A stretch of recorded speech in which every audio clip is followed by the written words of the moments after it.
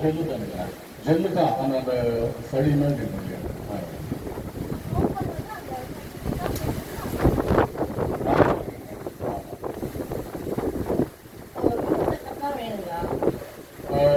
ஜன்னல் பக்கத்தில் அதாவது நான் ஆரம்பத்திலேயே சொன்ன மாதிரி சின்ன இடத்துல ஜன்னல்கள் பக்கத்தில் பின்னாடி வளர்க்கலாம். நீங்கள் ரூம் செட்டப் பெருசாக போய் கமர்ஷியல் கல்டிவேஷனுக்கு போகணும் அப்படின்னா கொஞ்சம் ஒரு 10-15 அல்லது 10 ஒரு ரூம் இருந்தால் வேணும்.